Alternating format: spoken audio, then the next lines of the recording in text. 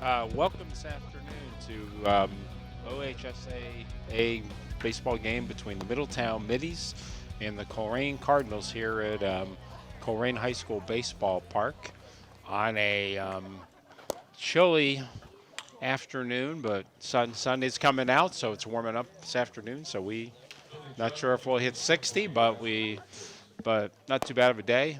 Certainly, after all the rain yesterday, there was a question whether this game would be played today, or maybe postponed until tomorrow. But field looks in pretty good shape, so we'll be ready to play some baseball here in a couple minutes.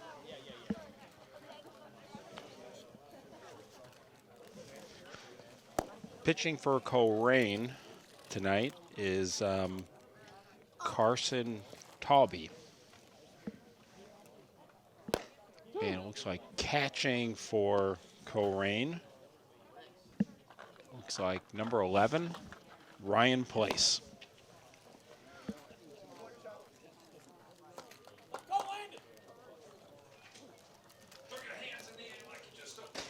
And coming to bat here for Middletown, leading off, number 11,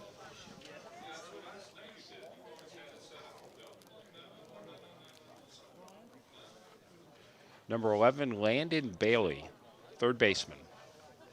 Leading off the top of the first inning for the Middies, number 11, playing third base today, Landon Bailey.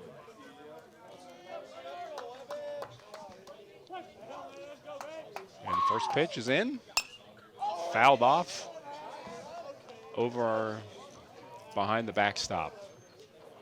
So that's count is 0-1.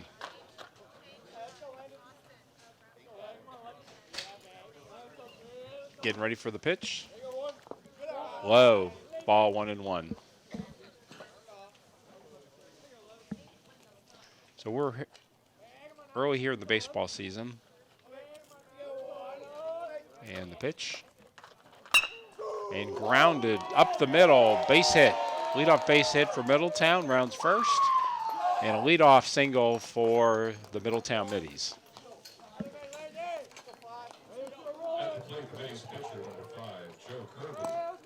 Coming up to bat now for Middletown, the pitcher, Joe Kirby, number 5.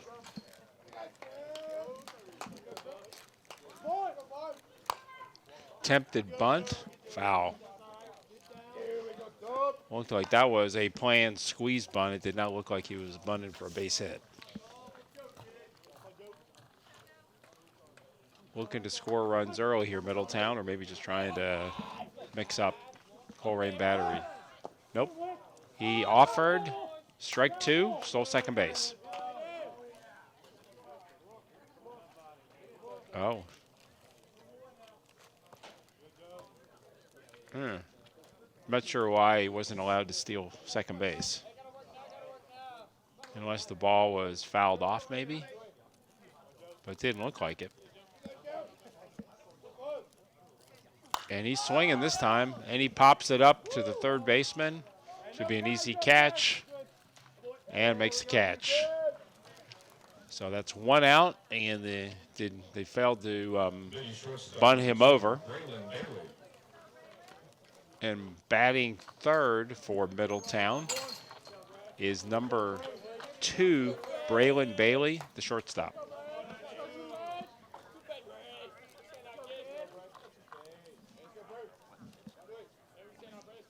And here's pitch. And it's a strike down the middle, strike 1.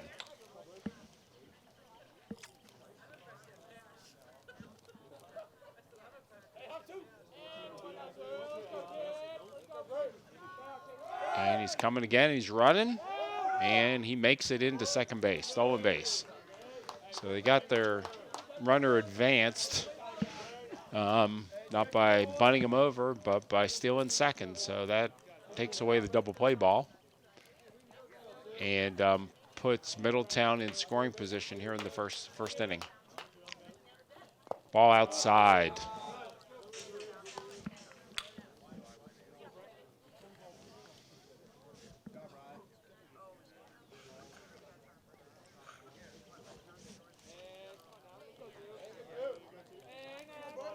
into the windup and got that one got away from him a little bit.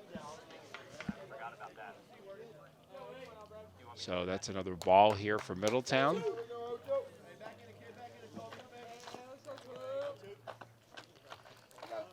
Taking his lead off of second base. Here comes the pitch. Swing and a miss. Struck him out.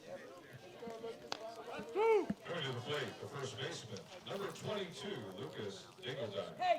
And coming up, cleanup hitter, the first baseman, number 22, Lucas.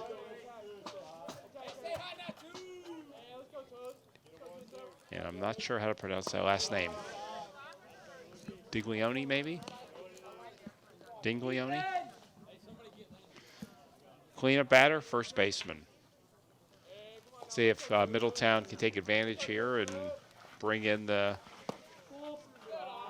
runner from second base. That was a little outside. It must be baseball season as you can smell the hot dogs coming over.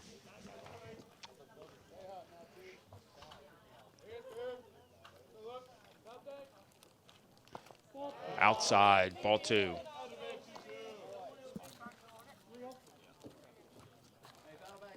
Not a bad night for baseball here. Look at the standings here in a minute. Like we said, there's only been maybe 4 or 5 games played so far.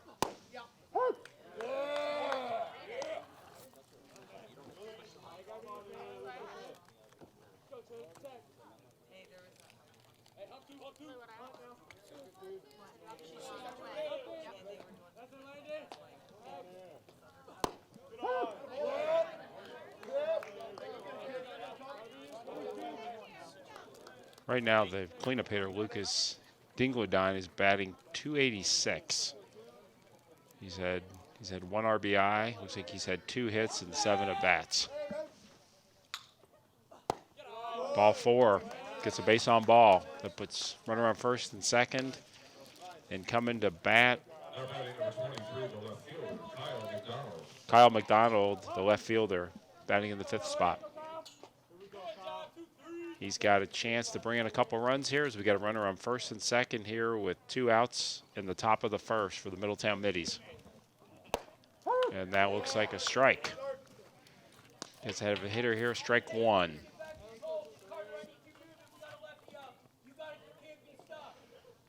Kyle so far is batting .143. He's had 1 hit, it looks like, in 7 at-bats. But he has scored 3 runs, so I've obviously gotten some base on balls as well.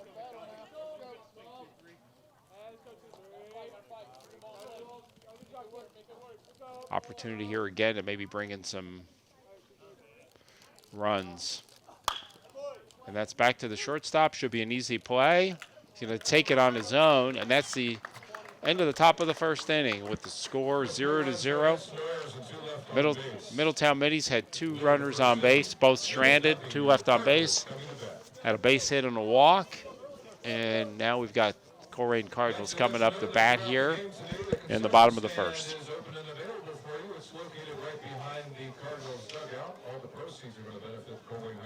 Okay, so coming into pitch for Middletown is number 5, Joe Kirby. So again, throughout the game, if you're a little thirsty or hungry, feel free to stop by the concession stand. Again, that located right behind the Cardinals dugout.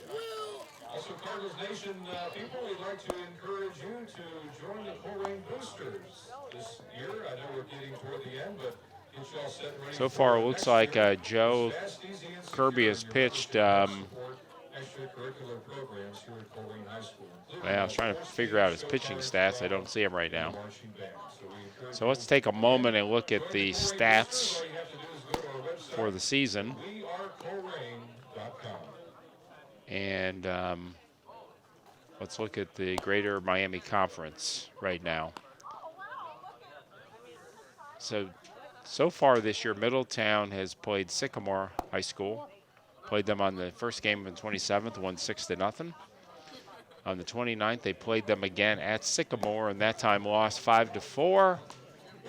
And in their most recent outing last Thursday, They beat Lakota West in an 8-5 ball game. They had a game scheduled for Saturday, but that was postponed due to the weather. So tonight they're playing at Colerain.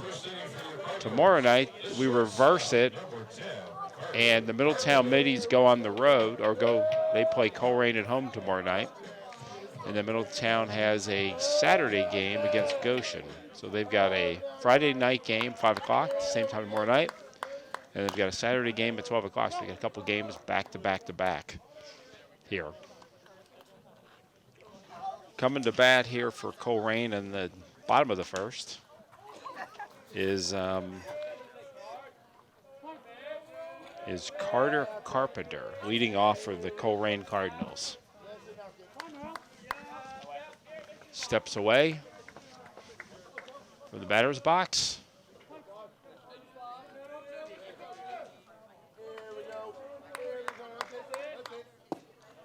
So far, it seems like Middletown has taken, even on that first pitch, taking a little bit longer to decide what they're throwing. Seemed like Colerain was pretty much ready to go that last inning. Sunk low, and he starts off getting behind the batter. 2-0 for Colerain. Leadoff hitter here is probably most likely going to take 2-0, you'd think, try to get on base, but we'll see if he's swinging. Now he's swinging. It looks like he's going to hit on the nose, but he hit it right at the center fielder, who was playing fairly shallow and was able to pretty easily grab that baseball. So 1 up, 1 down. And coming up for Colerain, second batter is looks like number 8, Carson Talby. And Carson not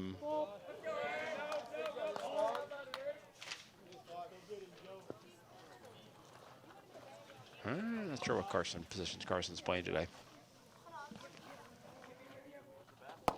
Swing and a miss. Strike 1.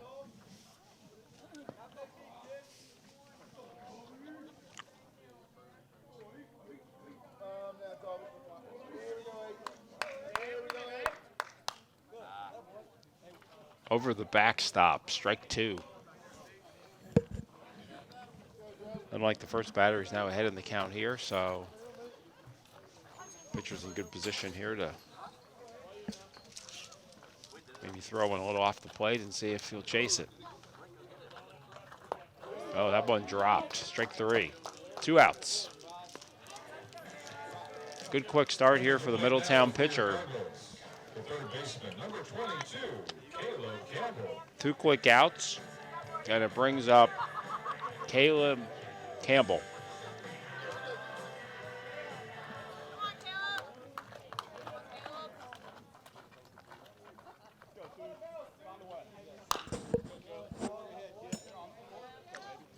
If we look at the early standings in the GMC, we got Mason at 4-0. In the conference, 5-1 overall. We've got Fairfield at 3-1, all in the conference. Princeton at 2-1 in the conference and overall. And behind them, we got Middletown at 2-1. And then Colerain. So we've got a bunch that are bunched right there. The only team without a win so far. Actually, 2 teams. Lakota East and Oak Hills are both 0-3. One's 0-4 in the conference outside overall, and the other one's 0-5 overall.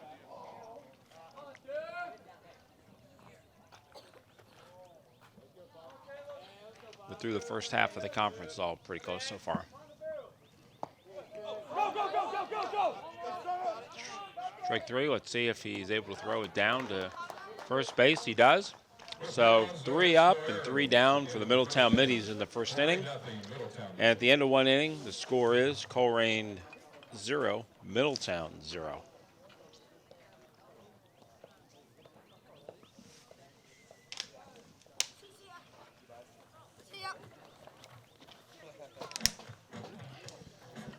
I'd like to let you know that our friends at UC Health is very proud to be the official orthopedics and sports medicine provider of your Colerain Cardinals.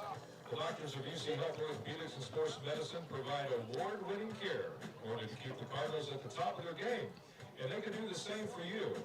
UC Health's world-class physicians diagnose and treat all of orthopedic, spine, hand, Coming out to pitch here for Colerain here on the top of the second. find out more, all you have to do is visit Left a couple runners on base that inning, so Middletown had an opportunity, but he got out of it successfully with the ground out to the shortstop. Thanks to UC Health for their support. So at the end of the first, again, it's 0-0.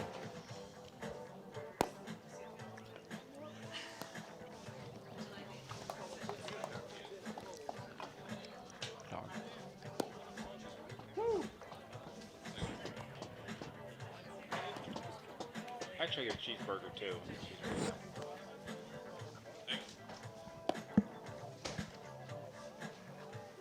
So we got a pretty decent crowd here tonight for a chilly early April baseball game, but what do you expect at the beginning of April, right? Just glad we were able to, we had some nasty potential weather yesterday, which fortunately there wasn't any really bad stuff last night, just a bit of wind and not as bad as they were worried about. He tries to grab it, but isn't able to get a hold of it. And so the Middletown Middies have a leadoff runner here in the second inning, kind of how they started off the first inning with the leadoff batter. So we'll see how they play this. Are they gonna try to sacrifice over? Try to do a little hit and run, maybe try to steal second, or kind of wait and see what happens. Ball is low, ball one.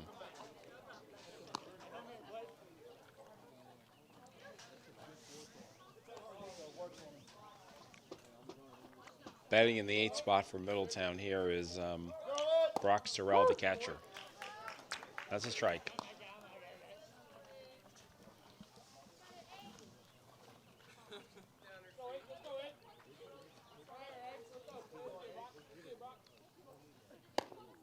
And he dropped that in right over the plate. Strike 2. Good ahead of the hitter here. We got a battle at number 8s.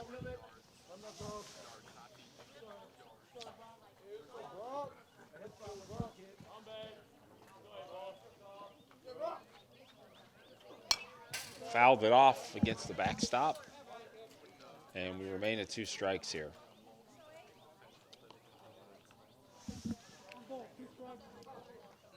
So some changes in the major league level this year in terms of trying to reduce the time of the games. Last year, I think the major league average was close to 3 hours, like 20 minutes for each game. So the major leagues tried to change a few of the rules to speed it up, and they actually experimented with it in the minor leagues. And last year, it knocked an average of 45 minutes a game off. A couple of things involved in it is the time of throwing the baseball. I think it's like 15 seconds from the time he's ready to pitch to letting it go. If he doesn't get it off in time, that's a ball. And then there's some rules in terms of the batters as well, as far as stepping out and how long they can take to get into the batting cage. No Cincinnati Red fans remember Sean Casey, who was famous for taking an hour to get ready for each pitch. So they might call this part of the Sean Casey rule, at least as far as the batters are concerned. Popular player for the Reds, entertaining, but extremely slow.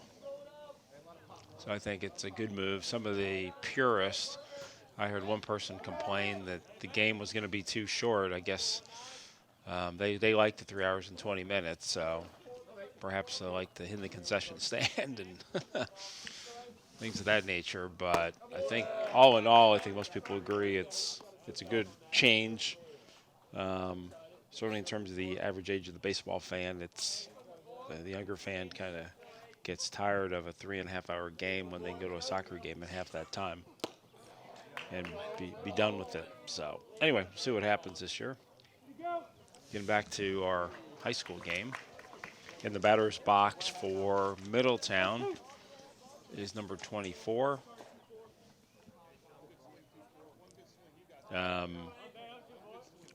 Isaiah Hiley. And it looks like, I guess you could designate a DH anywhere in the lineup. So Isaiah is actually batting for R.J. Anderson. Tries to steal second. He looks like, thrown out. I thought he might have made it in there successfully, but I guess he got the tag down before. It looks like these guys are maybe wanting to get home. Maybe they got plans tonight, the umps, and trying to get this game over quickly. I don't know. Maybe he came off the base. That's the only way I can see him out there is if he came off. That looked to me like he got in there clearly in time. Little homer umping maybe for Colerain. Not sure, but it looked to me like unless he came off the bag and he called him out because he didn't keep on the bag. That's the only thing I can think of because it looked like he was clearly in before that.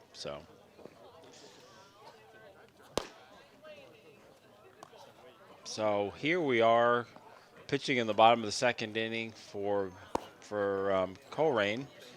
1-2-3 inning for the Middy's pitcher in the first inning. Was throwing strikes. Quick inning. And so far, actually, a quick almost 2 innings. We're already in the bottom of the second here, and game's going pretty fast so far. Looked like we were peaking with some sunshine out, but it looks like that may be done for this evening. But overall, not a bad night. Certainly warmer being inside the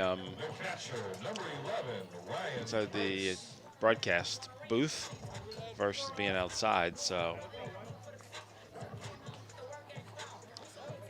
all right, coming to bat here for Colerain. It's like number 11. Number 11, Ryan Place. And Ryan places that one over the behind the Colerain dugout. So that's strike one.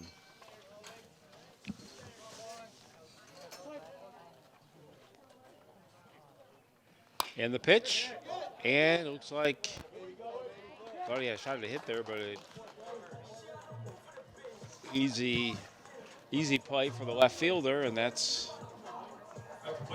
another out for Colerain.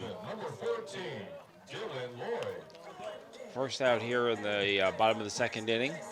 And coming to bat for Colerain is number 14, Dylan Lloyd. And the ball to the first baseman. Oh, it took a bad hop. That's going to be a base hit. He went down to field that ball, and it just stayed on the ground. So it took a wicked hop.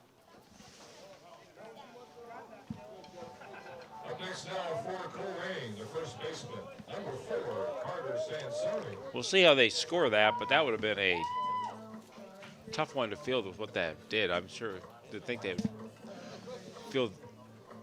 record that as a base hit.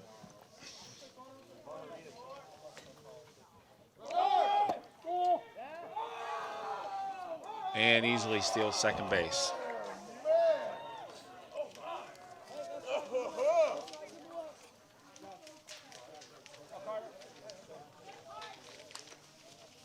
Coming to bat for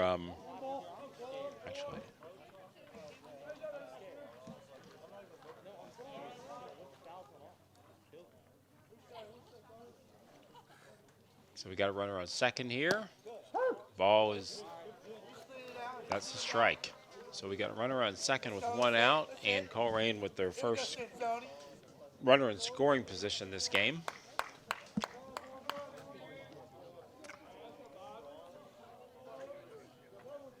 Waiting for the sign. Here he comes into the stretch. And it dropped low. Ball.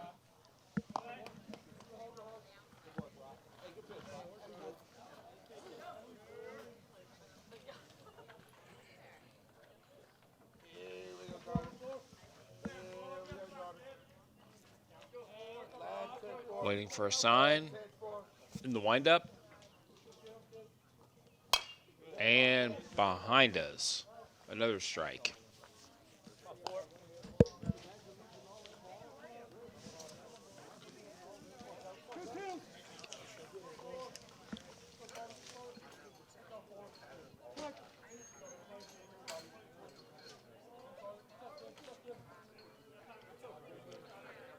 Working a little bit more deliberately with a runner on second base.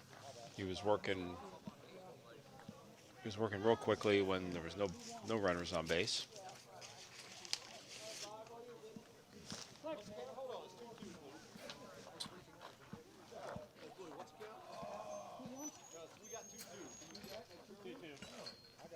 Not getting the pitch he's looking for, or not sure what he's throwing there. Little discussion here.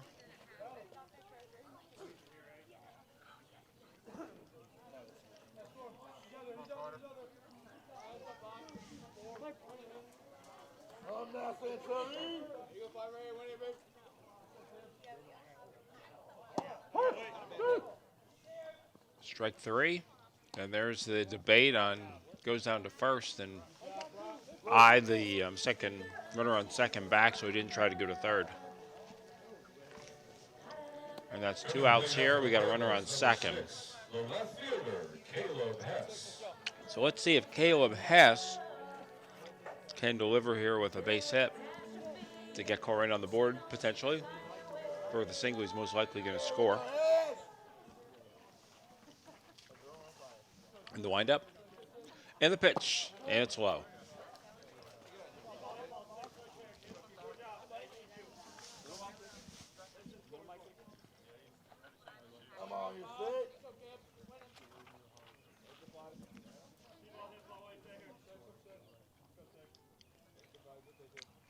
And the windup and the pitch.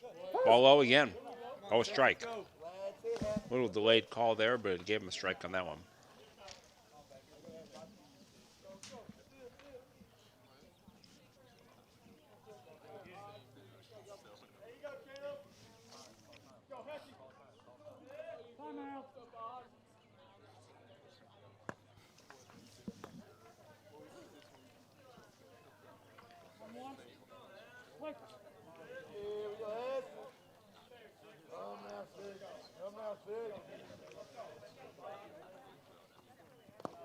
And the ball is wide.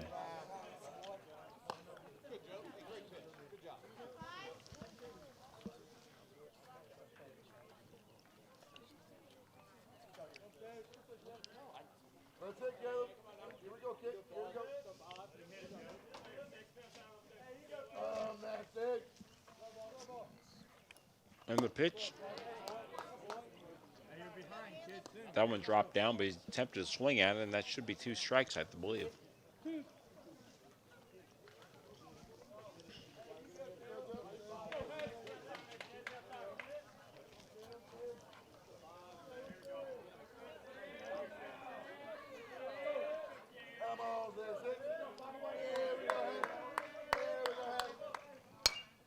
Fouled off down the first baseline.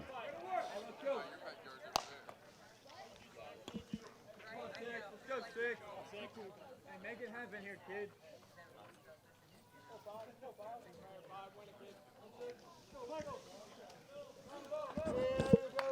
Six. Go, six.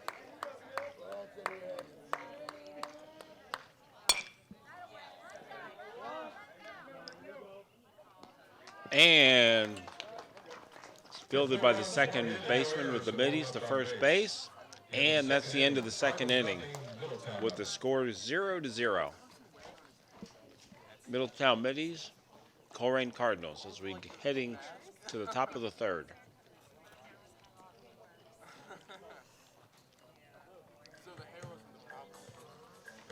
We'd like to take a moment now to thank some of our corporate sponsors here at Colerain High School. First up would be Rumpke, who is a huge alternate Cardinal sponsor. And we thank Rumpke family for their continued support to Colerain High School and to the Colerain community. Also, if you're thinking about buying or selling a home, you can contact our friends at Shutt Group of Star One Realtors. It's all about a tradition of trust. Mark and Adam Shutt, Colerain Boosters, gold sponsors. Also, if you're craving a burger or tasty wings, head on over to Game On. They're wrestling coach Hunter Hampton. Game On is the go-to place here in, of course, this area, White Oak, Colerain area, to unwind, connect, and have a great time with family and friends. And we thank them for their gold sponsorship. Also, we'd like to thank Valley Metal Works. They've been a steady supporter of Colerain Boosters for several years, and we'd like to thank them for their donations through the years. Also, Bless Motors, Connor Smith, proud Colerain grad of State Farm. Also, National Flag Company, Willer Event Center, Pure Lawn are also boosters and Silver Cardinal level donors. We thank all of our corporate sponsors here at Colerain High School.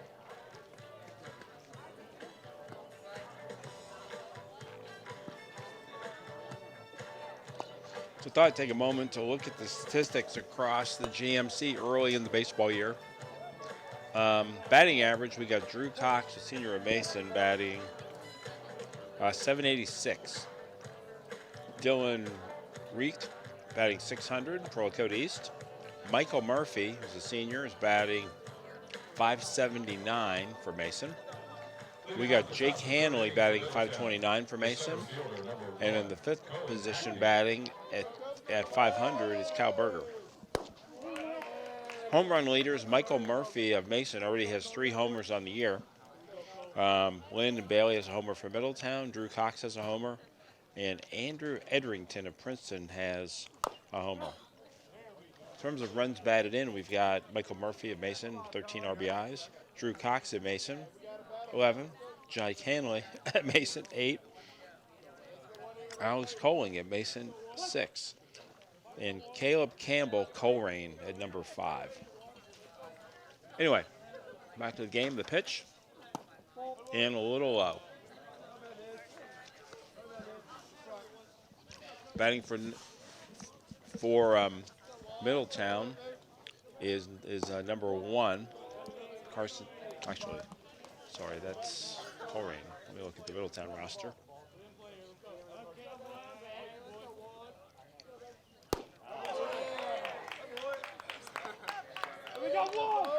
That was Cohen Hackney, the center fielder, struck out.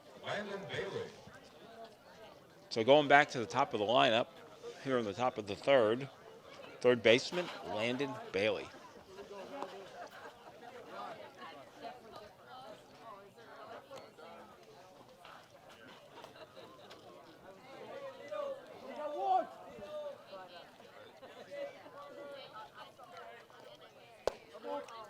If we're looking at Landon Bailey so far, there's 2 Baileys on this team, Landon and Braylon. I wonder if they're twins. And Landon Bailey so far is batting 417 for the Middies. So he has, and he had a leadoff today, so he would have had, going into this game, Landon had 3 RBIs. He had 5 hits, 1 double, and everything else had been a single. On the ground, misfielded, and he will make it, and a wild pitch. Wild, which it did not go out of play, so he stays on first. That should be an error on Colerain. That was a play that should have been made. But that does put Landon Bailey on base again, so he's been up twice, on base twice. But again, that was a play that should have been fielded, fairly routine play. Just he let the ball play him, I think. And up the bat here for the second time this afternoon for Middletown.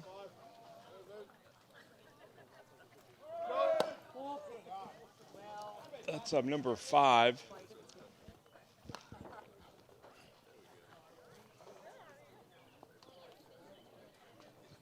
Joe Kirby.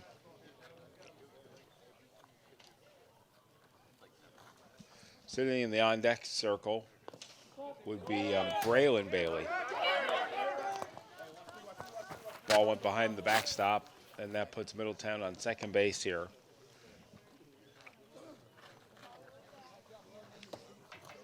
We got a runner on second here with 1 out. We'll see how that affects the strategy.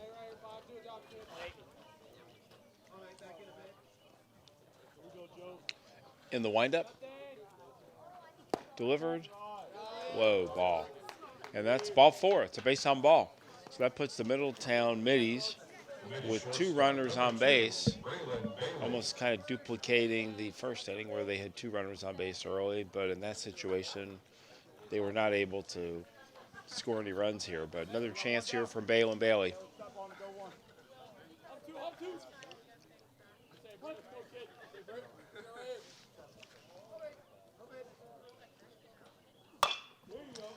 And that's on the ground, fielded and thrown out. So now we've got runners on third and second with 2 outs. So we've got 2 runners in scoring position for the cleanup hitter. So it might be a little interesting to see how they decide to play this with the cleanup hitter on base. Most likely they're going to be a little careful on their pitching and make him chase a pitch that they want him to swing at. But that one was right over the plate. That actually would have been a pretty good. And the pitch, strike 2. So right off the bat, he's got himself in a great position here. He can throw one out of the strike zone and get him to chase. The only risk you have is throw it too far out of the strike zone. You got a guy on third who could score.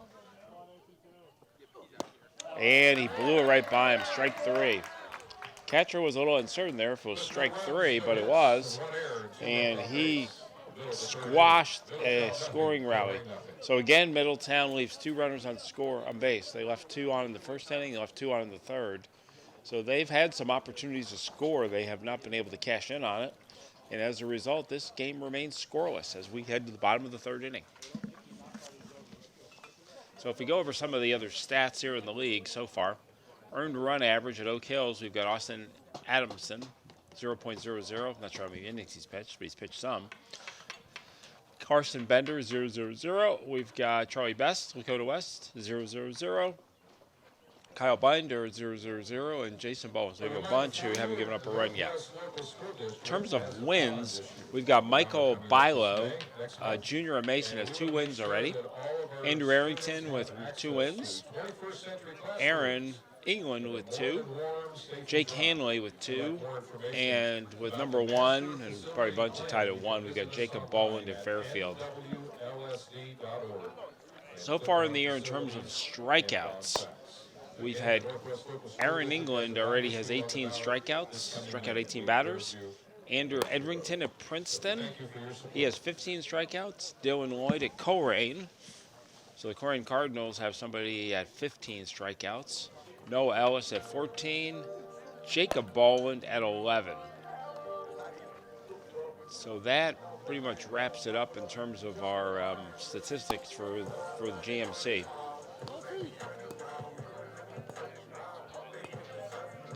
So if you want to take a peek here at the Ohio State baseball rankings.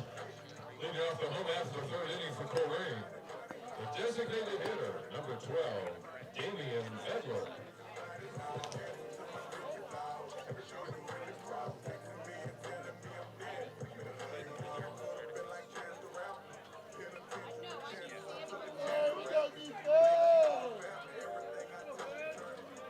So if you look at the prep rankings for baseball so far, we've got Grove City at number 1 in the state. We've got Jackson Massillon at 2. In terms of local in the area, we've got St. X at number 5-0, sitting at 5th in the state. And to get another team from Cincinnati, you have to go all the way down to number 22. Archbishop Muller High School is at 22nd in the state. And can't go any lower than that. I got to sign up to get below, so they're only going to give us a peek at the top of the rankings. And here's the pitch. Hit out to right field. He might have lost that in the sun. Oh, it makes a nice adjustment and caught it. He was looking right in the sun there, and it looked like he had lost position of it, but he did a nice job of readjusting. If that had got by him, he might have had 2 or 3, second or third on that one. So he was looking right in the sun. He was able to readjust. made a nice catch.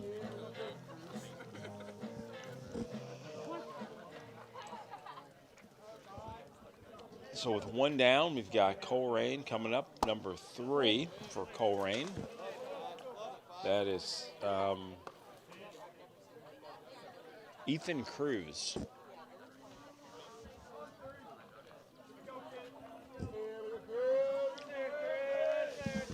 And here's the pitch. Fouled off his foot, or he stayed in play. I think he's going to get another shot, or no.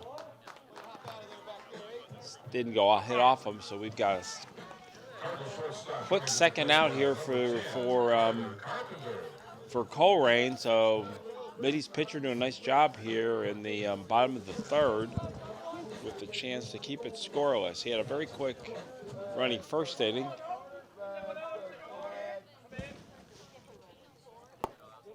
Yeah, he missed that one. No, I don't think so. I think they just missed that one. I think that should have been a foul. Yeah, that should have been replayed. I don't know. Maybe these guys got somewhere to go tonight. They seem to, with the tag out in the first inning and that ball, it's like they're like, play ball. So we got 2 outs here in the bottom of the third, and he's working on getting himself through a fairly easy third inning. He had a pretty easy first inning. Curve that in. That is a ball.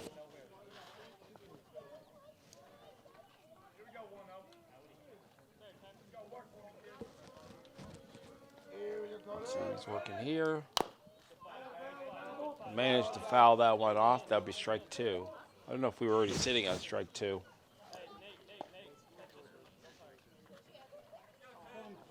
Got somehow we have some sun out there right now, so that's probably warming stuff up. Really not a bad evening for baseball. It's definitely warmed up as the day's gone on. It was cold this morning.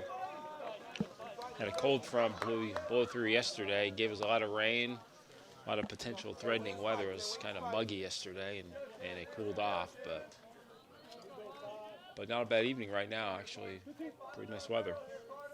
There was some concern earlier in the day that maybe they were going to postpone this and play it tomorrow.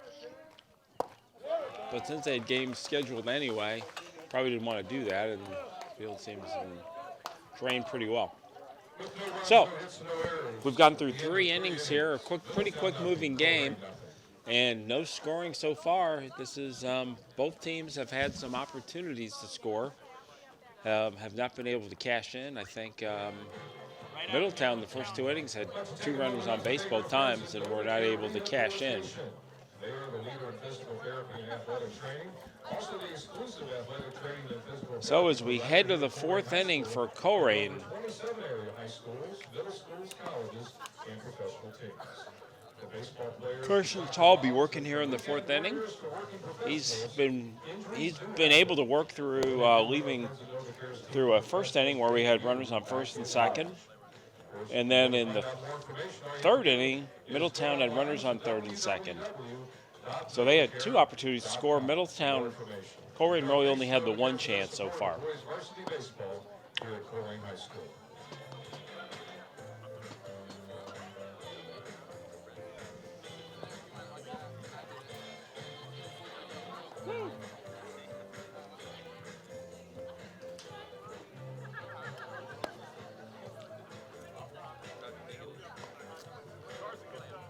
So this game is showing on Waycross, so this is basically the station for Colerain.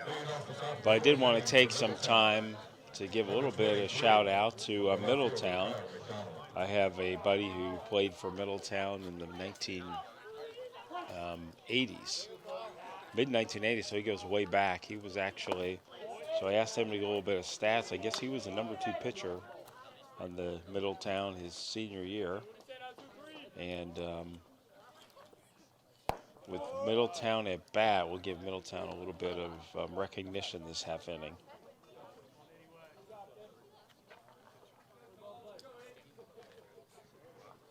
And the pitch, and it's low.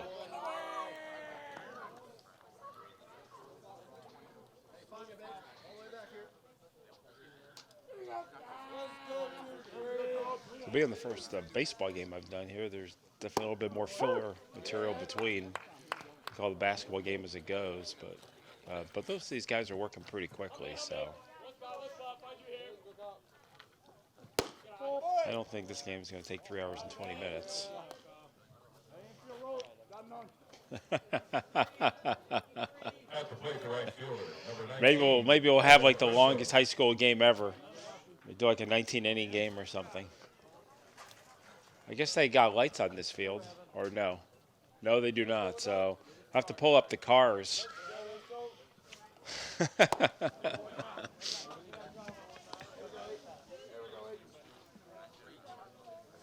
Huh. Oh wow! So we're talking a little bit. Was that a what? So Waycross had a 22-inning match. 5 hours. Wow. I assume it must have started in the morning, or in the evening. Was.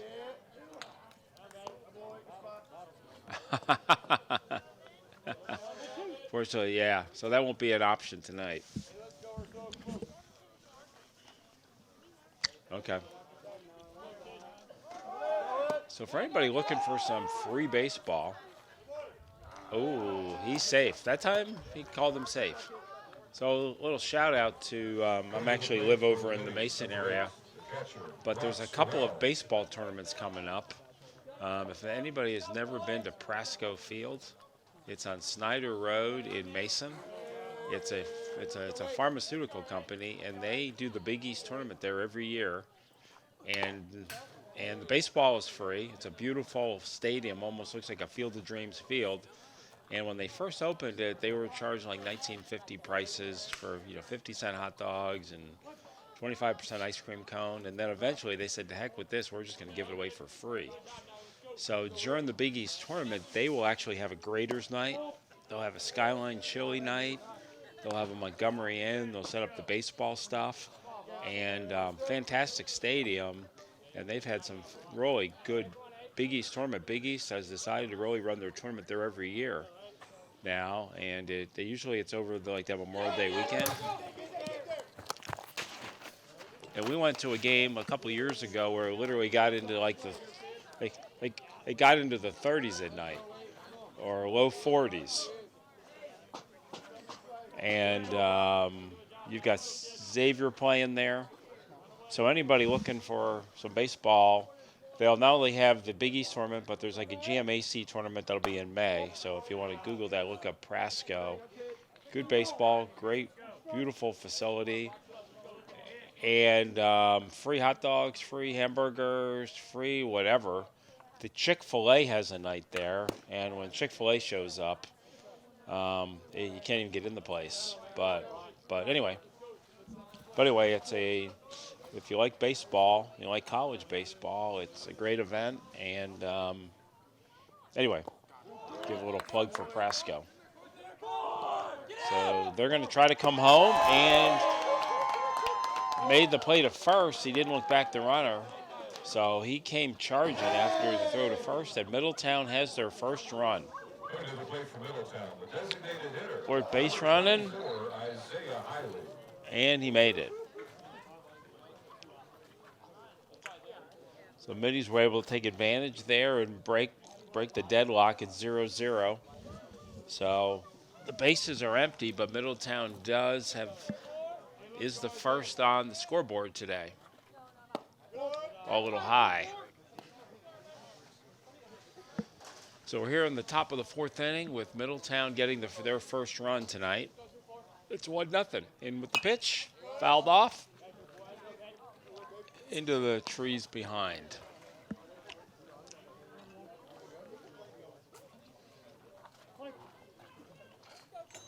I think we have two outs here in the top of the fourth inning.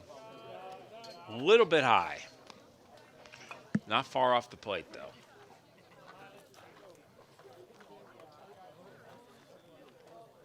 And the pitch. Strike two. Or is that strike one? No, it's 2-2. In the windup, here's the pitch. And, he chased it. He chased one above his head, I think. I think that was eye level. One run, no hits, and no errors. Sometimes it's hard to lay off Go to the fourth those inning. high Phillies fastballs. 1, Cardinals nothing. So yeah, anyway, we're playing a little bit of Prasco if you don't want to roll the dice and go see the Reds, and have to drive down, and we'll see how they do this year. There isn't. I'm not sure if there's optimism, but maybe they'll have a better year than last year. But I think they just noted they do have the lowest payroll in 10 years. So I'm not sure if that's a sign of commitment to winning.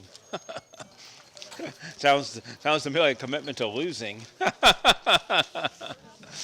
But anyway, for people who are optimists, they're optimistic maybe by 2025 or 2026 they'll be competitive.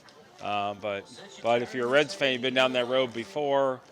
It seems like they take those steps to be competitive, and then if they don't make a run the first year, they're dumping players the next year. So they started the year off playing the Pittsburgh Pirates. They won 2 out of 3, but I'm not sure beating the Pirates 2 out of 3 is much of an accomplishment. So, and hopefully the ownership will wisen up a little bit, and not put down the fans. The one thing that the Cincinnati Reds are missing that they had before is they had Marty Brennaman, who kind of kept it interesting when even the team was bad. So you've got that missing. See his son Tom is getting back into broadcasting a little bit. He's got a podcast that he's got going on now. So after the controversy a couple years ago, he's trying to get reestablished.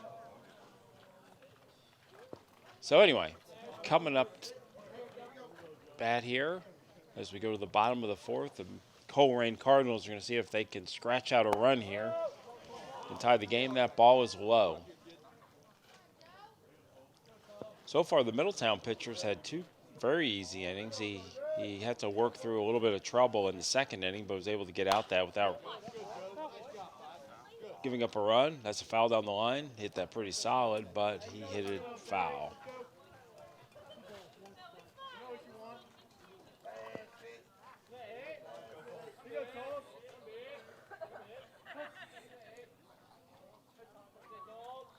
And the pitch. Got that high, and it looks like that's going to carry out of play.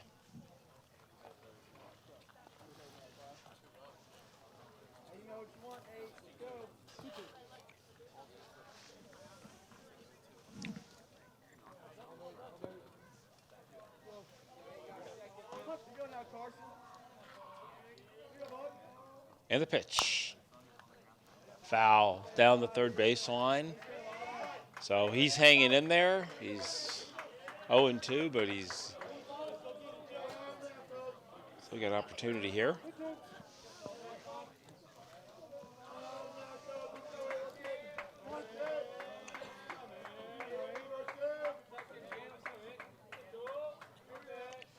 And the pitch. It looks like that's going to go into the gap maybe for extra bases. Is he going to go for second? He's going to go for second. Let's see if he'll make it. And the throw to second was a little wide of the bag. If he'd have been able to throw it in on the second base side, he might have been able to throw him out there. But good alert base running from Colerain, aggressive base running. And that puts Colerain in scoring position here with a runner on second with no outs. So definitely a scoring threat here for Colerain to get this game even. And coming to bat for Colerain is number 22, Caleb Campbell. Let's see if Caleb can take advantage here and bring that runner in from second. Steps off the pitching mound. Catcher's going out for a little bit of conference here. Might have crossed each other up or trying to strategize what they want to be doing here. If you're the Colerain batter here, you're wanting to, at worst, advance him over to third with less than 2 outs to be in scoring position. So we'll see if he's going to try to pull this. They're playing in thinking he might try to bunt. Doesn't look like he's going to, though. He did not offer like he was going to bunt, so both the first and third baseman are playing in with the expectation that he might drop down a bunt. Third baseman has actually dropped back, but he's now stepping up a little bit. Looks like he's swinging away, though. Does not look like he's bunting. And that's a strike, outside corner. We'll see if they change up strategy here and see if they try to put down a bunt, but I don't think so. I think he's in there. He's swinging.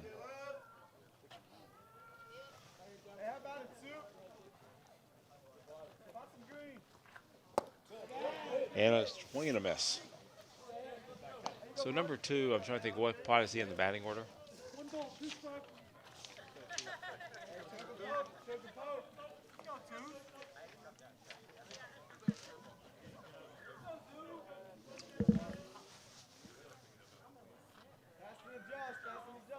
Looking for the right pitch.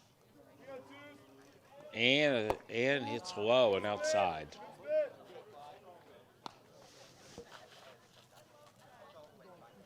Again, there's no outs here in the 4th inning. A chance for Colerain to get this game even.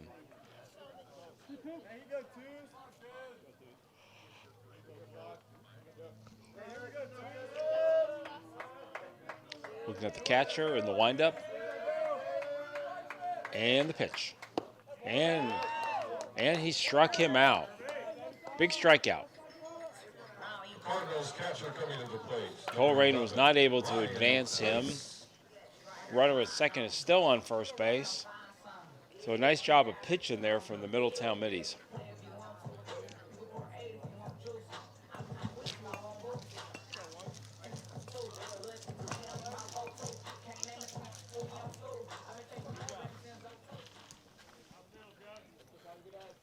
Two more chances here in the 4th inning to get this game even.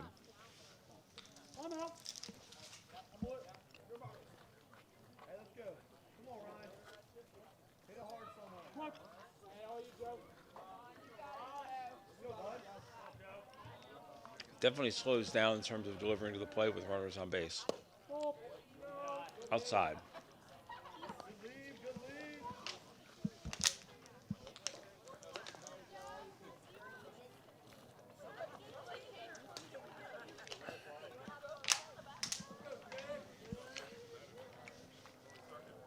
Into the windup. And the pitch. In the air. Catcher getting underneath it. A little bit of discussion between catcher and the pitcher took it. Probably an easier play for the pitcher. Heads up play. Nice hustle. Batting out for Colerain, the second baseman, number 14, Dylan Lloyd. Dylan Lloyd coming up to bat here for Colerain.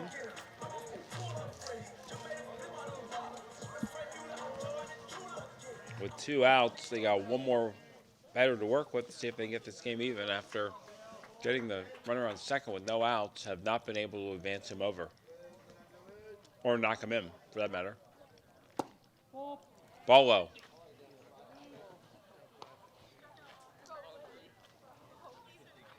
With 2 outs and the runner on second, he does have the capability of making his pitch rather than giving into the batter. Ball's been dropping. And behind the backstop, that looks like a pass ball there that really should have been caught by the catcher. Now it puts a little bit more pressure on the pitcher in that with the runner at third, even though there's actually just 1 out, right? I thought there were 2 outs too. I think the scoreboard has it wrong.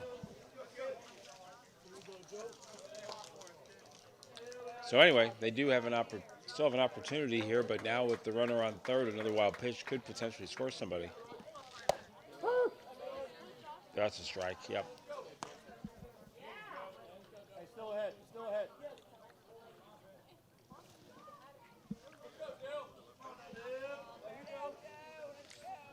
So working out of the stretch, we'll see if Middletown pitcher can put down this attempt here to get the game even. Played a little wide there. Trying to get him to chase a little bit. He did not. He did not fall for it.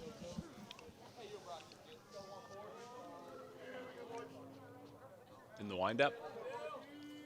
And the pitch. He almost chased. Instead, ball 4.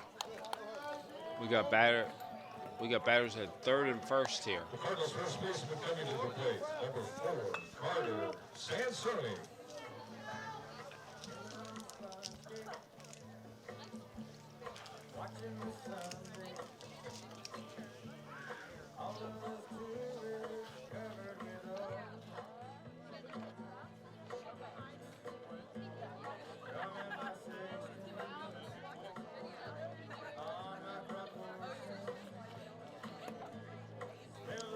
So the discussion here with the battery is you got runners at third and first.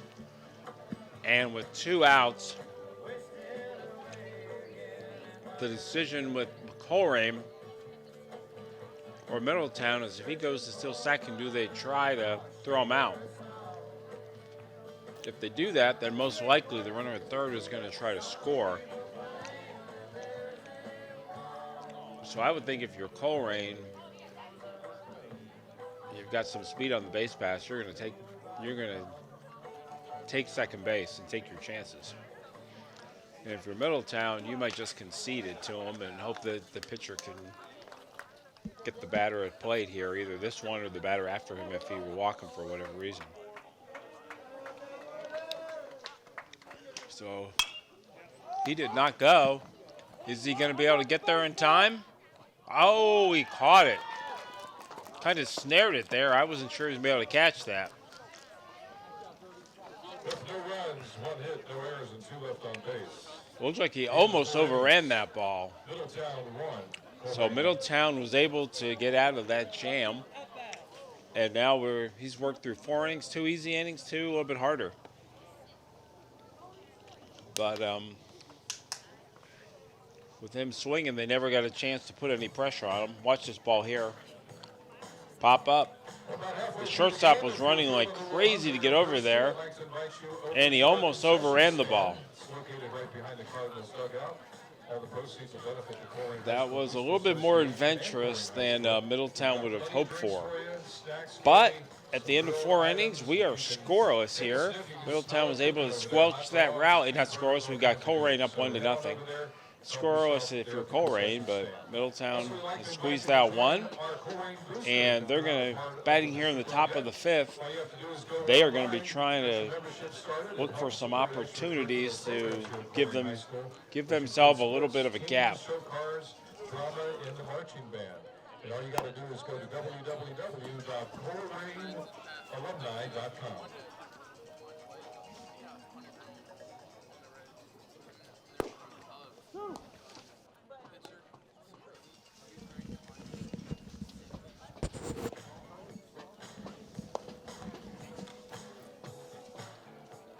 So as we move here to the top of the 5th inning,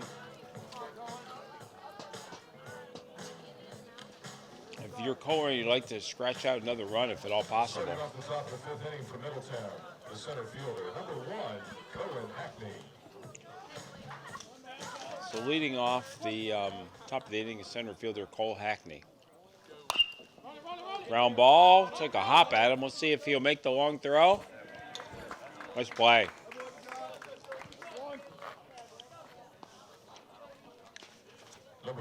Solid play by the third baseman. He threw like a rocket to first base. Dropped a little bit on him, but he stayed down on it. And then he just he put that on a line to first base. So we got Middletown batting here. Little inside, ball 1.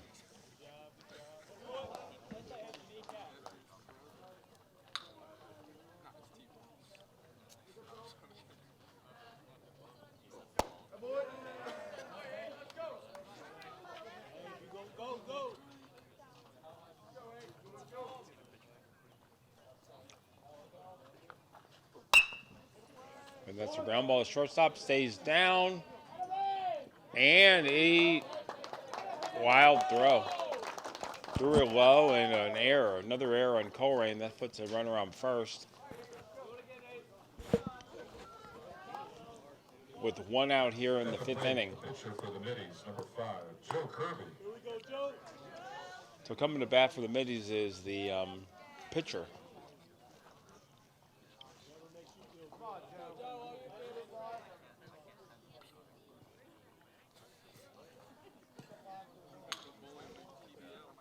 And the pitch. And a strike.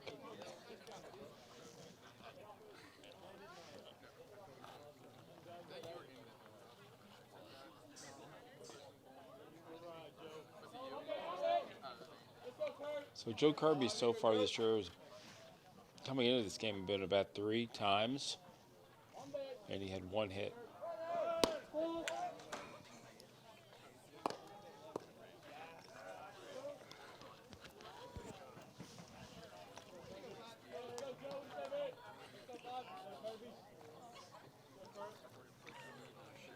In the windup, leading off first base and dives back to the bag.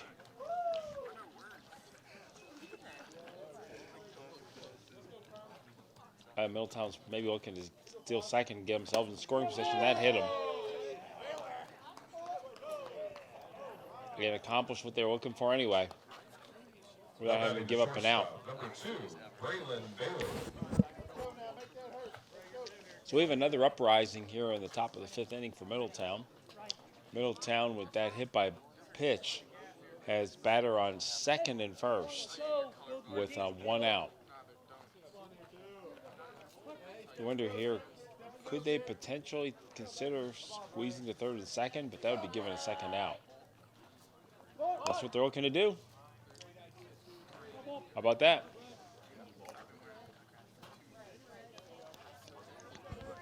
Put some pressure on the Colerain.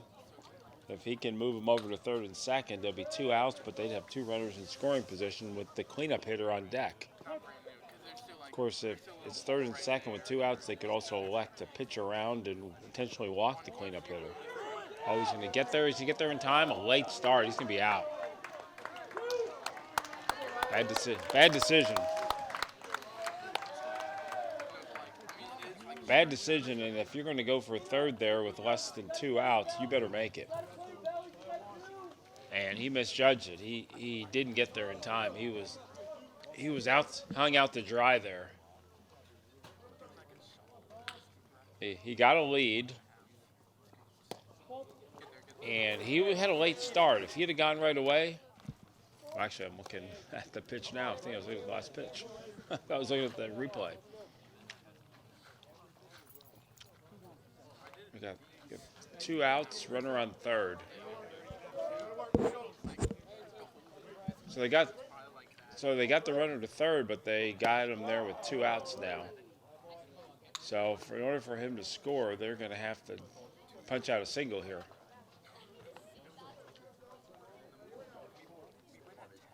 And the pitch. And they got a walk. So they got third and first here. 2 outs, cleanup hitter coming up. So the strategy might be a little different than if it had been third and second with 2 outs. So we got another decision here they're talking about. If the Middletown guy goes for second base, will they throw through or will they just hold on to the ball? I suspect they'll just hold on to it. But he faked, but he went back.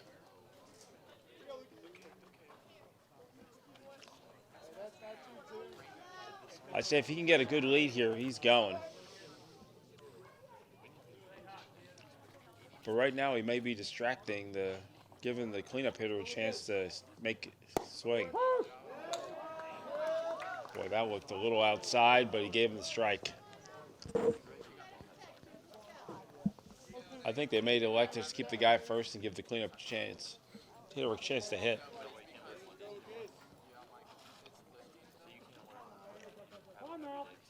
Steps off.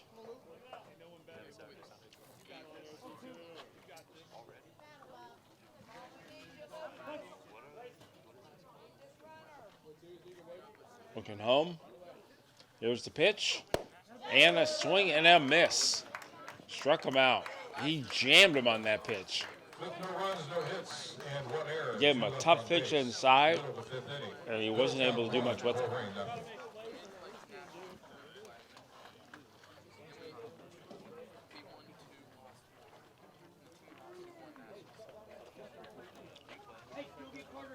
So as we head to the bottom of the 5th inning here, we have a 1-0 ball game.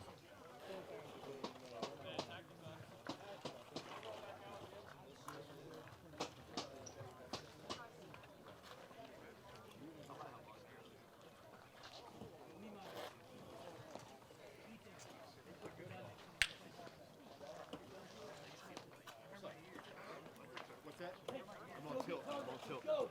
You guys got any runs for sale? We can't buy any.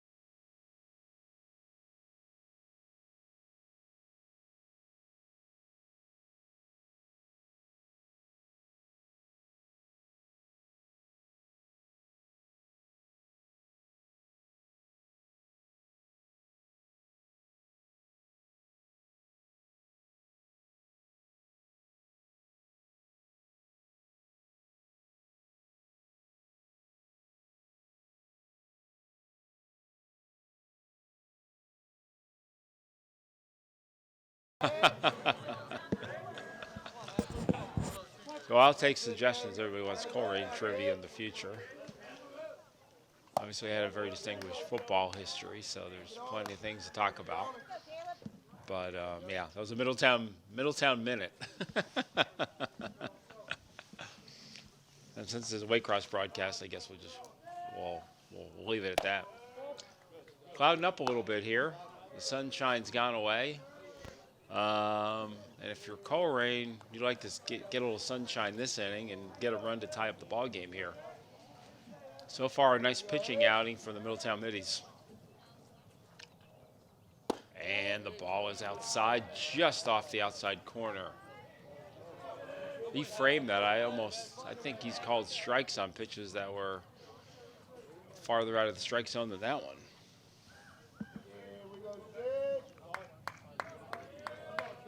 And the pitch. He still looks strong. He's not throwing heat, but he's done a nice job of keeping the Colerain hitters off balance here. He's had a couple of threats against him, but he's been able to work through it, and we're in the bottom of the 5th, and he still has a shutout. I'm sure how many hits? Maybe 1 or 2 hits?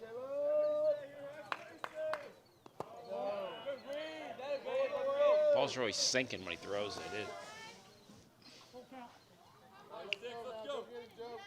He's not throwing too many fastballs.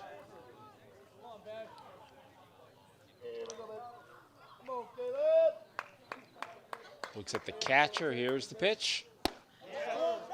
And did he take? No. Or did he swing through is the question. That was close. I think they got it right. Let's see if we can set the replay to tell if he swung through. I think he... that is close.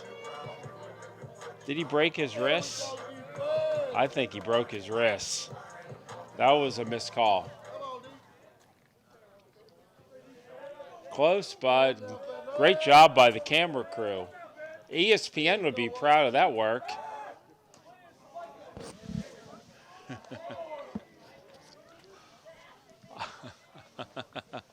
That was magnificent camera work. That was a Hall of Fame moment. I tell you what, if anybody's watching here, you might get a call up to the majors. Let's go 1-2.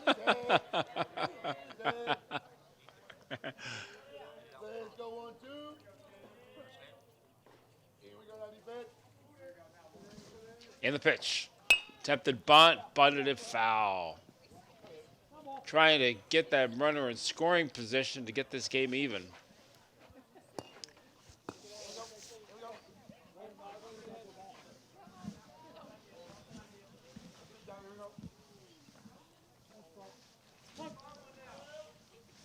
On that 12.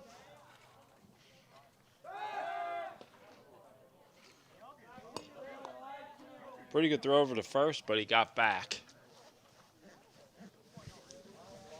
There we go, defense. Come on now, Davey. Looking at the catcher.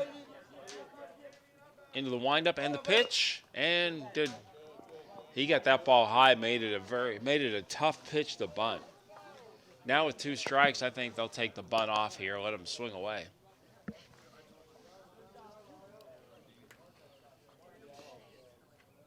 Oh, tick. Here we go, Davey. Yes. Come on now, Davey. 2 strikes here with no outs. Come on, dude. And the pitch. And he got him with a high fastball. Came in with a little bit of heat that time. He's been throwing a lot of off-speed pitches, but there he brought in a little bit of smoke. Number 3, the center fielder, Ethan Cruz. Ethan Cruz, the center fielder. Let's see what Ethan's up to here. I think that's our first out here at the bottom of the 5th. Big out there. He didn't let him advance. Gets him back to first. So let's see if they think since they were not able to sacrifice, maybe they might put him in motion here. See if he can steal second base, if he can get a half-decent lead. Pitcher's been doing a pretty good job of keeping him on his heels and not letting him get a big lead. And that's obviously what he's trying to do here.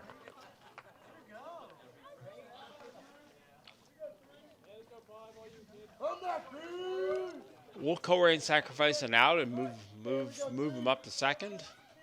No, he's swinging. That could be a DP. No, too slow. Too slow. You got unconventional sacrifice.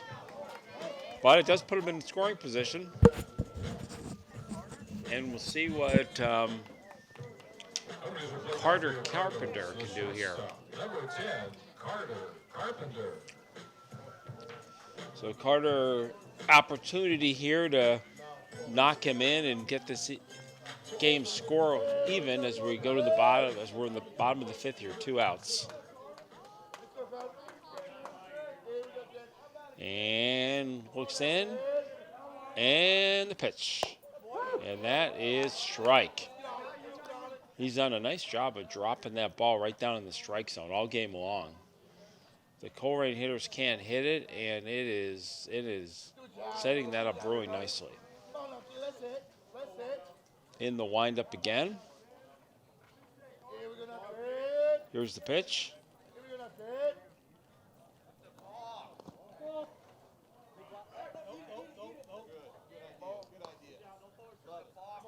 Yeah, they were questioning. That did look unnatural. They may have missed a balk on that one.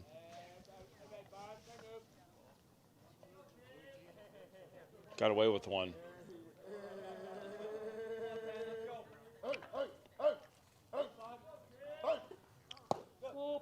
Tried to frame it. He's smiling up there. Here we go, Joe. He's smiling up there. There we go, Ted. I'm not Carter. That's it. That's it, buddy. And the pitch. Got him to chase. Is he going to be able to get him? No, that ball just died.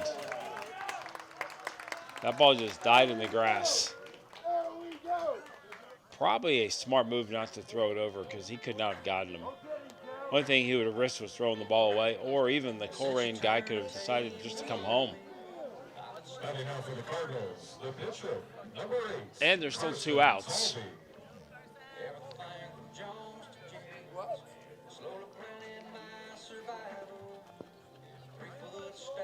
So going to first would have only risked that that guy on third might have just kept coming.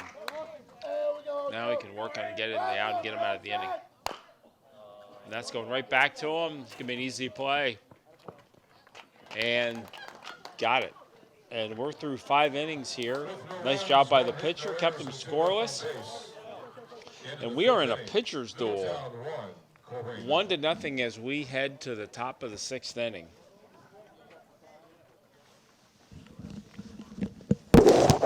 Give him the ball. Give him the ball. Give him the ball.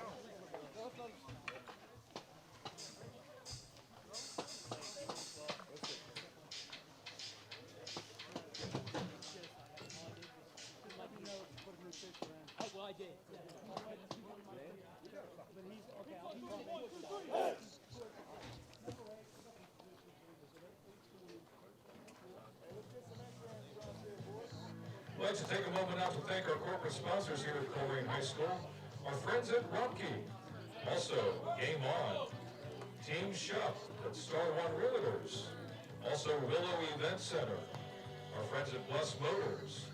Also some of our corporate sponsors are Connor Smith at State Farm, Pure Lawn, and National Flag Company.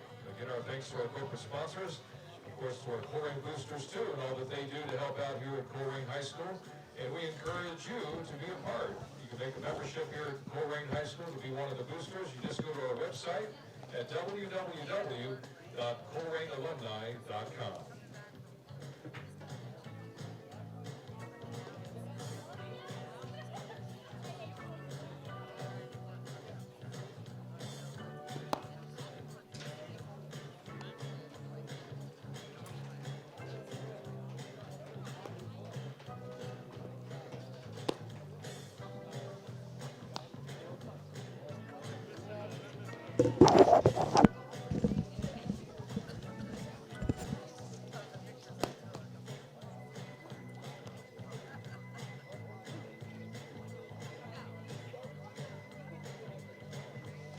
As we head here to the top of the 6th, I think we have a pitching change here for Colerain.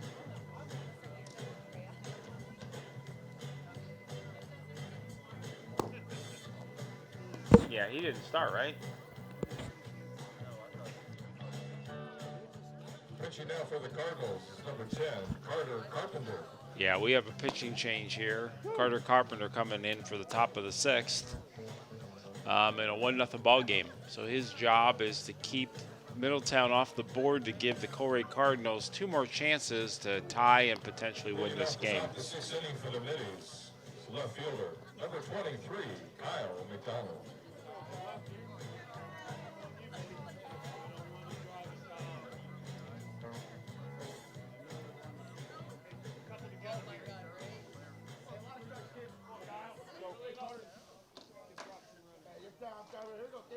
And the first pitch.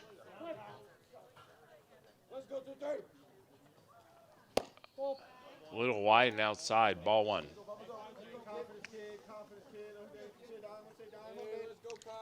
See if Middletown can add to the lead here. And he got good heat on that one. That's going for extra bases. Let's see if he goes for 3 here. He's going to hold up on second. Oh, that was a good shot. And that puts Middletown right in scoring position here in the 2nd.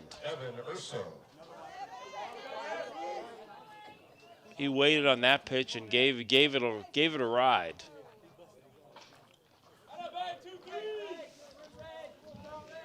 So we got a runner on second here with no outs, and we with the left-hand batter here, his job is to put the ball at the right side of the infield and advance the runner to third with less than 2 outs here. Let's see if he's able to do that. Threw an inside pitch there. Want to jam him, make him hit it to the opposite field and not advance the runner. See if he's going to try to work it inside again. Oh, try to put down a bunt. Looks like a pretty good bunt, and he is safe. Oh!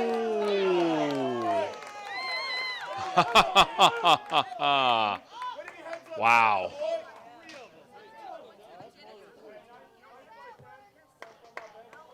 Yeah, I got to see that one again. I thought again that the Middletown was in there. Ooh. Let's see. You know, I think he didn't get in right away. He was too slow getting to the bag. I think the ump got it right. He slid too early. If he'd have slid, he'd have been another step, he would have made it. You know, with runner on second and no outs, I'm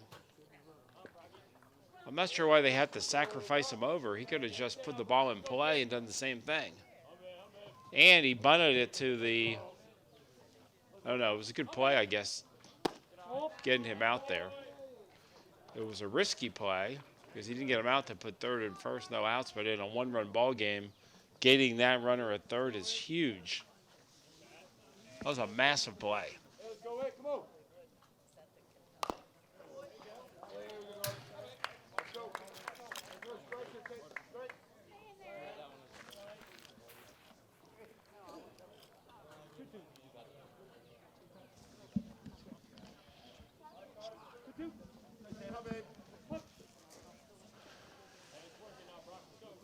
Let's go, Ed. Come on. Let's go, Ed. So Colerain rolled the dice there and threw it to third and got the out. And took it from runner at second, no outs, to runner on first with one out. So a massive, massive play.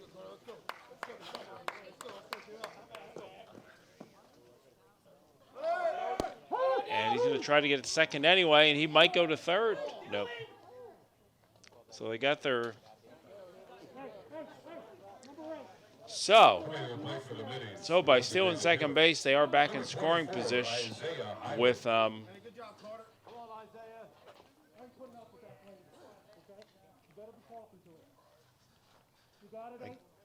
guess he must have given him a little bit of heat at that play at third, maybe? Because he gave him a little warning there, so I'm not sure what he was talking about. I'm thinking because that play just happened, but I think the ump got that right. Swing and a miss. Middletown again, though, he does have a runner in scoring position, so even though that bunt did not work, they got him back to where he was before with one out. Ooh.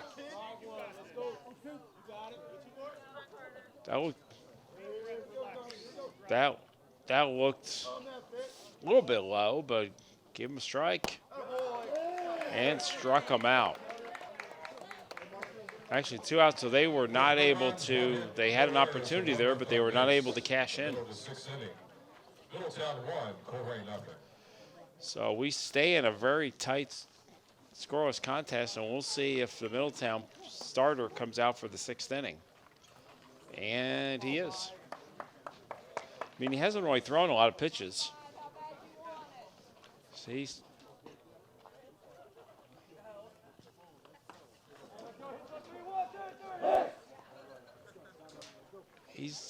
not getting guys out with like super high speed. He's just throwing strikes, staying ahead of the hitters, and helping himself.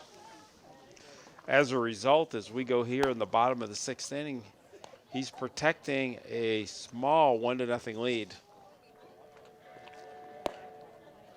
So it looks like Middletown guys coming out to have a little conversation with the ump, continuing what they were talking about last inning.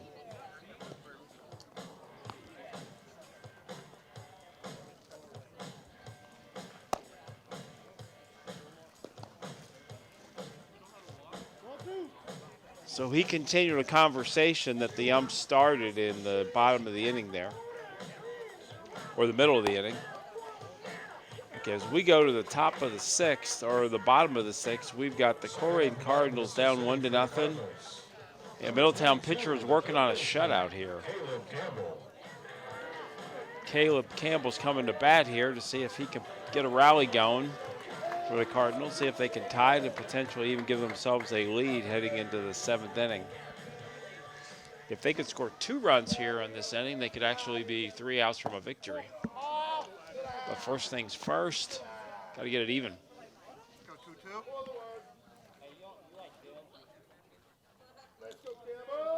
2-2. And ready with the windup and the pitch. And fouled off behind the backstop.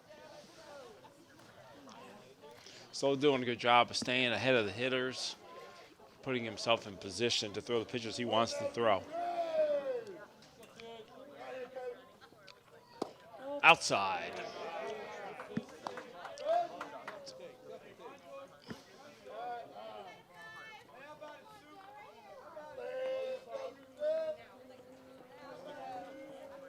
In with the pitch.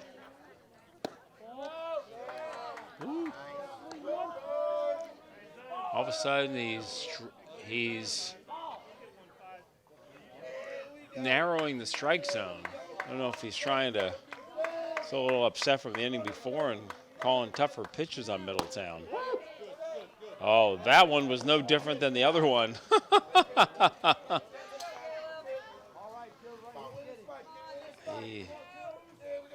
Those last two pitches were really close. I think that was a strike, but I'm not sure the other one wasn't a strike either. And he does give up a leadoff walk, giving Colerain an opportunity here. I'm not sure if they've had a leadoff hitter in this game before. That might be the first time. So what's Colerain going to do here? They're going to put their runners in motion at first. They're going to lay down a bunt. They're going to do hit and run. They're just going to play it straight up. And they're thinking they're going to be doing something. They're trying to keep the guy on first honest.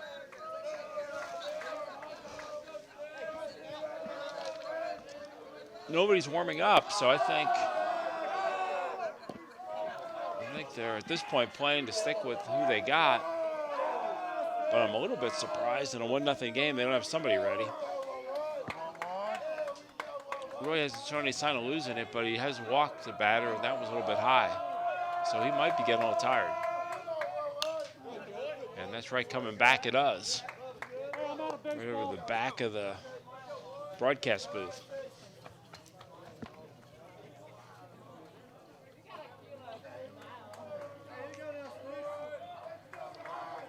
Could Colerain send the runner into motion here, potentially? They're thinking he might go. They're trying to keep him honest. He's done a pretty good job of keeping runners from trying to move along.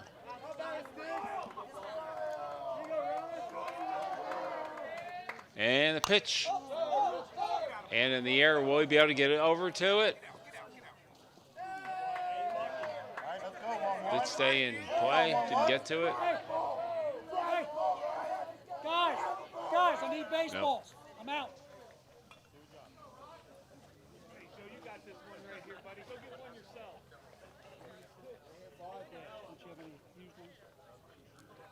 Looking for some new baseballs.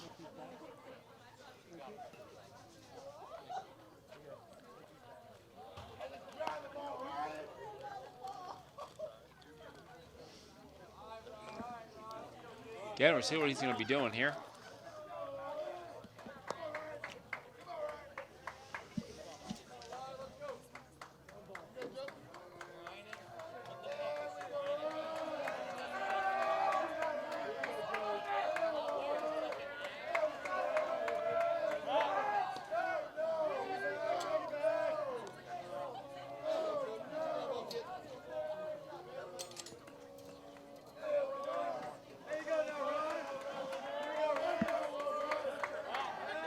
And the pitch.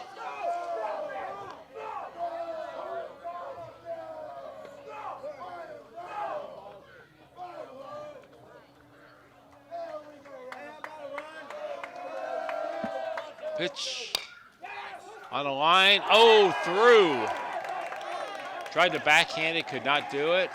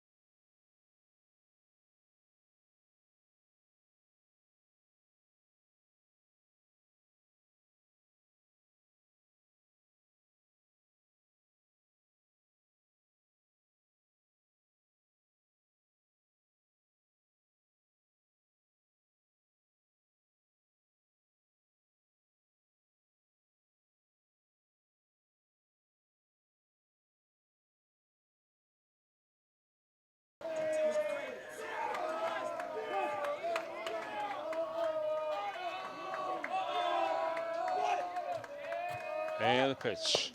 Yep, definitely trying to bunt, and he squared at a ball. So if he gets 2 strikes, it'll be interesting to see if they keep the bunt on or not. He's definitely drawing to bunt here. He kind of gave it away. He's going to bunt. No, he's swinging away. Will they decide to put it on again? There's a chance he might square again. Let's see if he does. Doesn't look like he's going to, unless he's going to change here.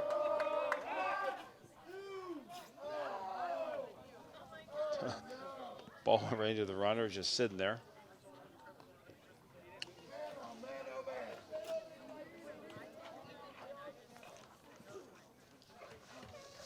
Very important batter here if you're Middletown.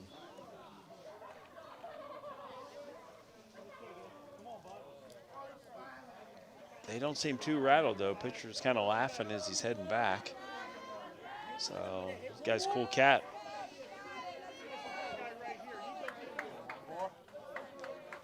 So far in this game, he hasn't seemed rattled at all. He seems pretty calm, pretty confident.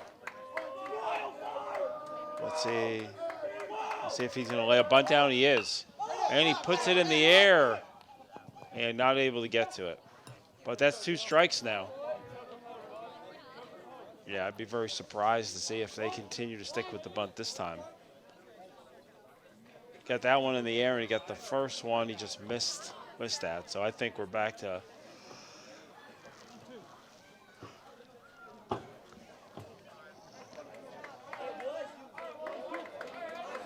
so we got 1 and 2 here. A big pitch here for Middletown. If he can strike him out here, then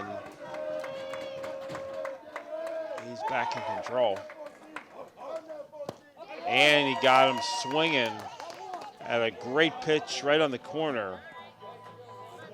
So nice job of pitching there from the middies. Big out. A failure by Colerain to put down bunts. 2 attempted bunts and squandered them both. The one he bunted low on, the other one he bunted high on. As a result, 1 out here, and he can go back to just working it and really be interesting to see if they try to bunt again. I don't think so, but you never know.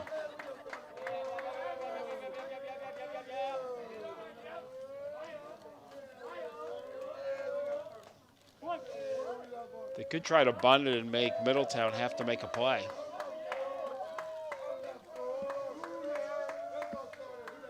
Nope, he's swinging away. Ball 1.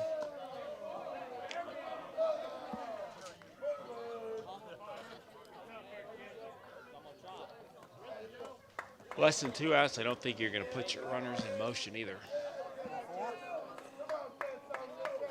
Give the batter a chance to hit.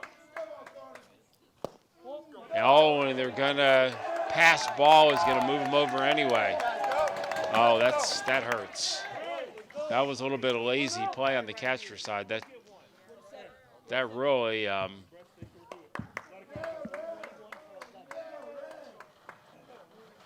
we got a pinch runner coming in here. Pinch runner for the Cardinals, number 21, Ray Moore. So here's your strategy, right? You put some speed on the base pass. He gets a base hit. He scores from second, and Colerain's got the lead. Now, because of that pass ball, Middletown has made the commitment to try to cut off the run. Not sure if I would do that. Oh, they're intentionally walking. So now now I drop back to double play depth, don't you? I mean, I'm not sure if I agree with this because you got a 1-0 game and you're trying to choke off a run. And why do that? Because if you give up a run, you're still tied, right? So you're basically giving the batter the advantage here by bringing everybody in. I don't agree with that. It's very unconventional. You're not losing.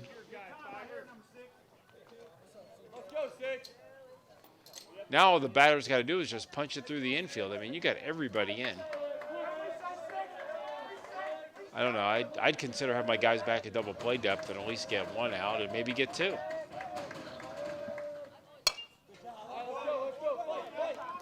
They could be banking on they don't have a power hitter up, and he may have a tough time getting it through the infield. But definitely an advantage to the hitter here. All with that pass ball. That pass ball changed everything. Now he's got, if you're Middletown, you got to strike him out. Don't even give him a chance to put it through the infield. Oh,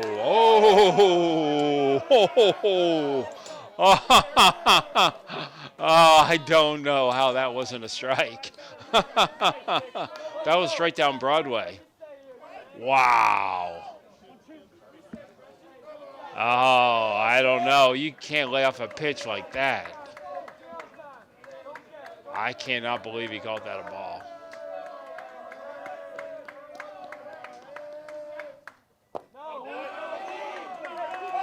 And here's the problem you have now. By walking that guy, you're now in a position. He's got to throw strikes. By walking him, and I don't understand in that position doing what they did. They've really put the pressure on their defense here and on their pitcher. See if they can, I don't know. And he did the job. A huge strikeout. Now they can drop everybody back and play. Oh, they rolled the dice. A massive roll of the dice by Middletown paid off. Still have bases loaded though. He still cannot afford to walk anybody. And he's potentially put a third run on first. Waiting for the one run though.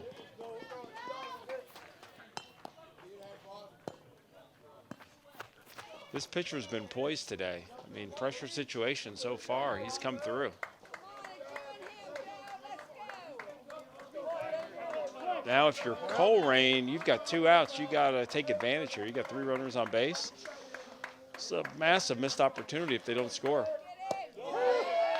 That was a great pitch. He's really done a nice job of delivering that cutter, the curve right down the. He's thrown that for strikes all game long. He's been solid. Throwing strikes and he got him out again. What a great pitching performance. Wow. Middletown rolls the dice and gets through this inning. Colerain had a massive opportunity there and we're not able to cash in. Again, I'm really surprised that they brought the infield in there. But it ended up working out for him because the pitcher got the strikeouts. I'd like to take a moment to thank our friends at UC Health. Very proud to be So we head here to the top of the 7th, the last official inning. The doctors of UC Health Orthopedics and Sports Medicine provide award-winning care in order to keep the Cardinals at the top of their game. And they can do the same for you. UC Health's world-class physicians, they diagnose and treat all of orthopedic, spine, and joint, trauma, and sports medicine conditions. You can learn more at the website, that's uchealth.com. And experience why we see the power of rehabilitative care every day. Again, our thanks to UC Health for their support of boys varsity baseball here at Colerain High School. So we got Middletown coming up in the top of the 7th here.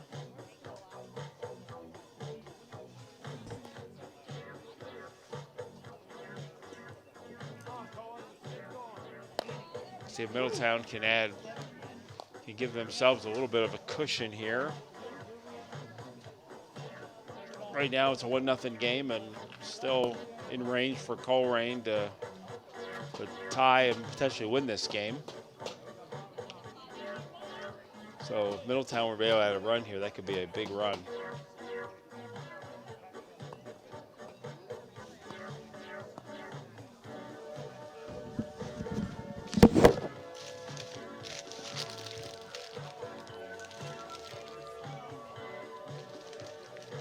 Starting off the top of the 7th inning for Middletown. The center fielder, number 1, Cohen Hackney.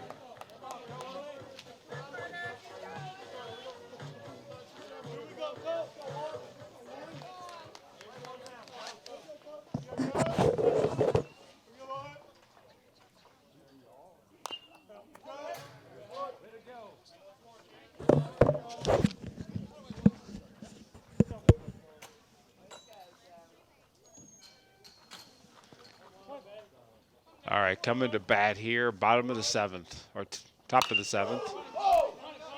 High fly. Is he going to get there? Made a little bit of an adventure out of there, but he came in and got it. The Middie's third baseman, number 11, Landon Bailey.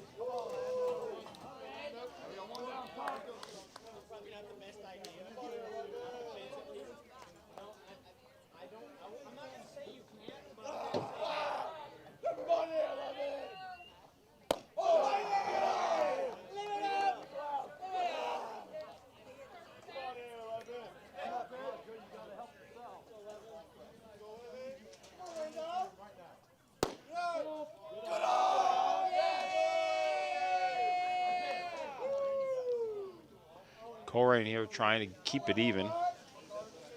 Keep a run off the board to give themselves a chance. And the pitch.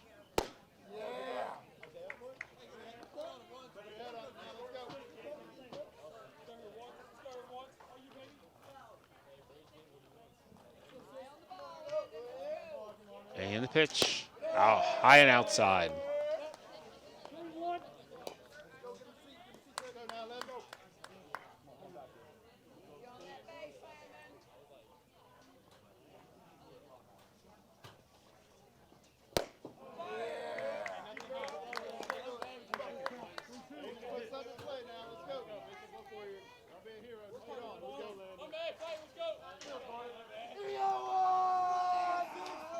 And the pitch, strike 3.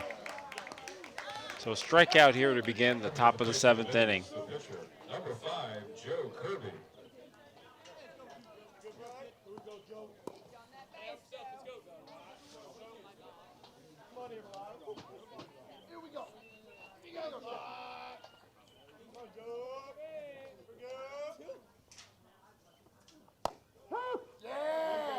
And a strike.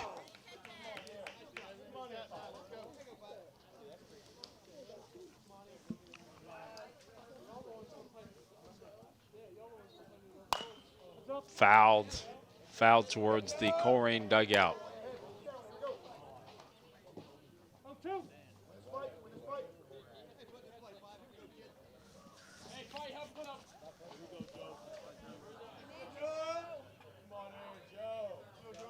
And the pitch. He's able to foul that off. Kind of fooled them a little bit.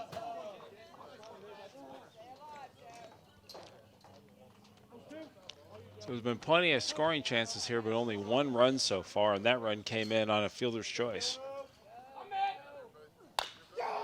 He got way out in front of that one.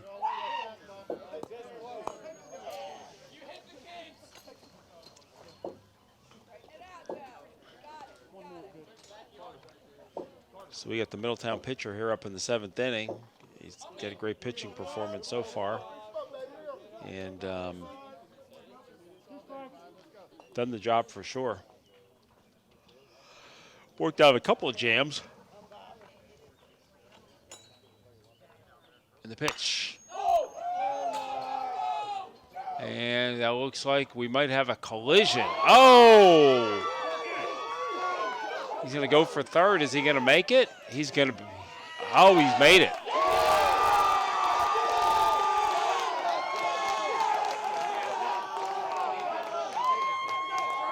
And they got that one right. He made it. Great hustle. So it looked like either one of them could have made that play. They just didn't talk. Somebody's got to call that off, either the center fielder or might have been an easier play for the right fielder. If let's see, sliding. And He got it right. He got it right. Great camera work again. Amazing job by our camera crew tonight.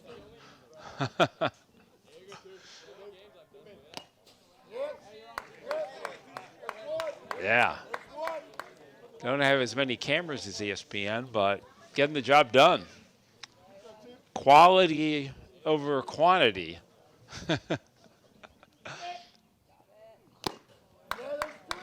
Swing and a miss.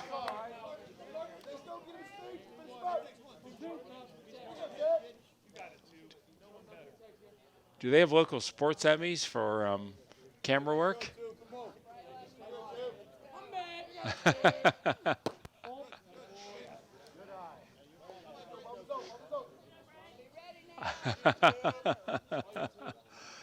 Best third base slide category or camera. Oh, is he going to get it? He's there, and he's got it. And even with that triple, they were not able to not get another run. Those 2 outs, yep.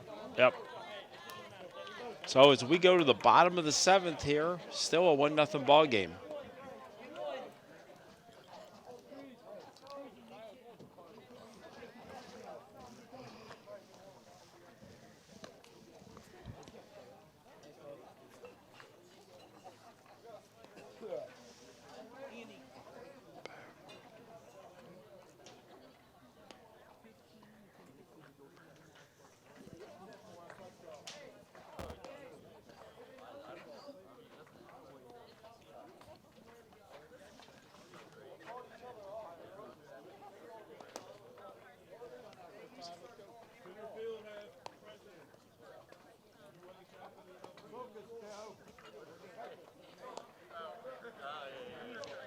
As we head here to the bottom of the 7th inning.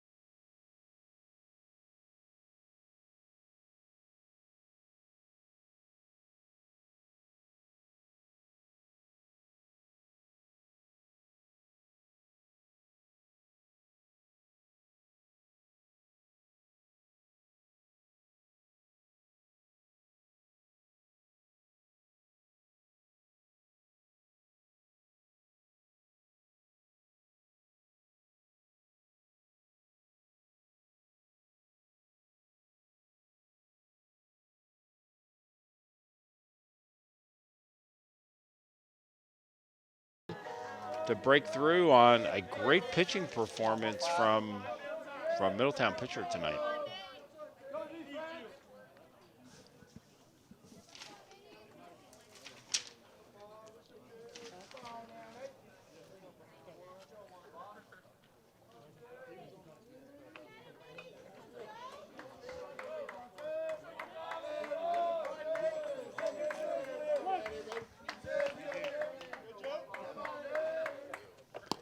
And the pitch almost looked like it came fairly close to hitting him, but it did not.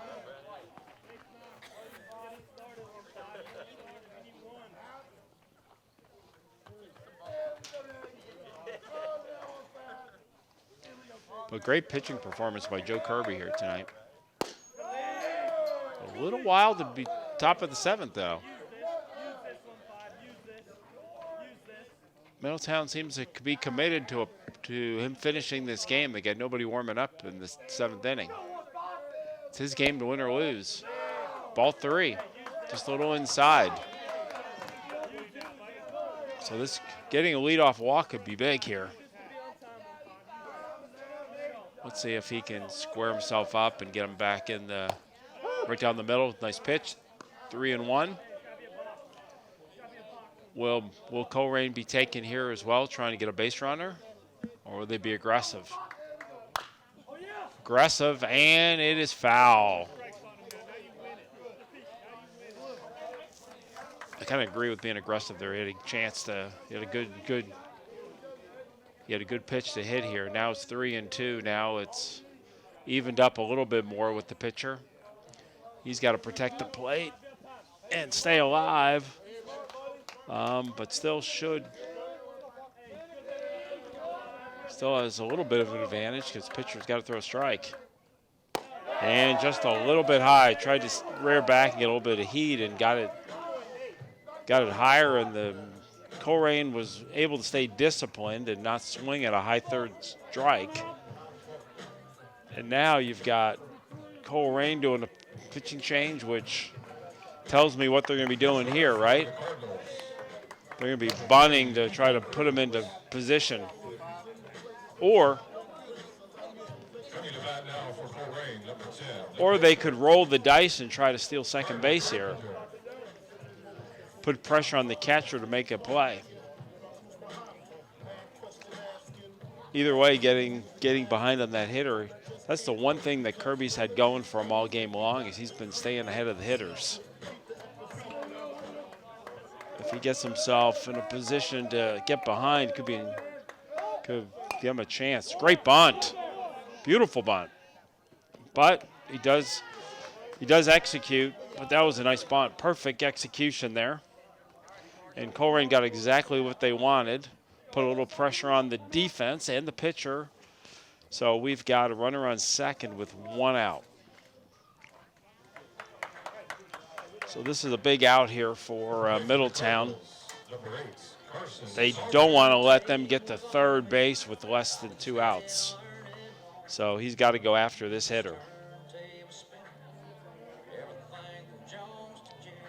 2 outs from a victory, but 1 base hit from being an even ball game. Here's the pitch. Got the ball in the air. Oh, and it fouled through, so he's going to, well, this could be he threw it way up. And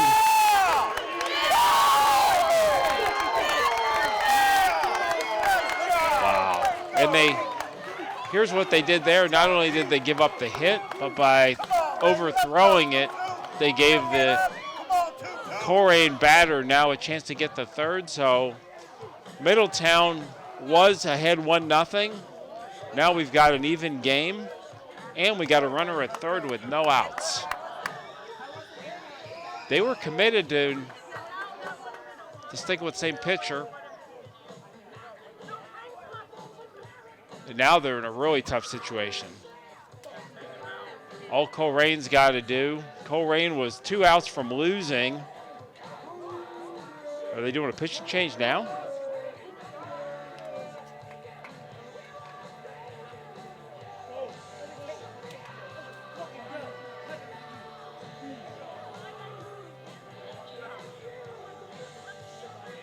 Did they have a pitcher warming up?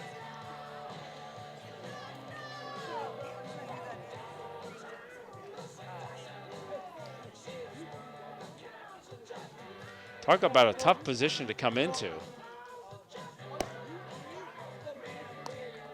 I'm not sure if he was, I don't know where they were warming up, but I didn't see anybody warming up before.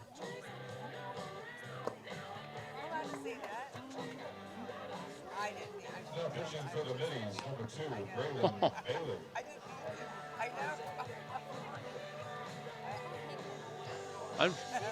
I tell you what, Kirby had a fantastic pitching performance, and then with 1 swing of the bat, what really hurt him is that walk. That walk changed everything.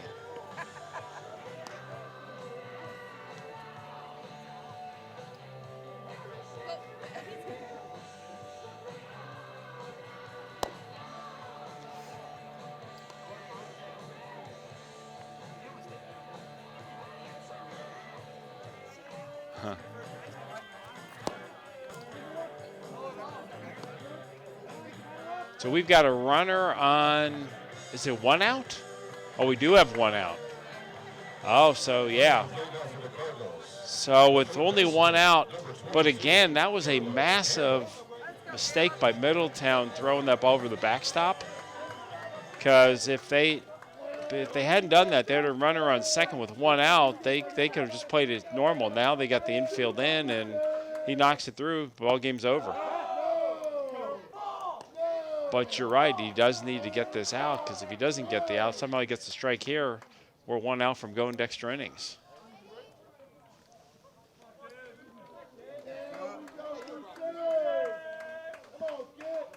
Advantage Colerain, though.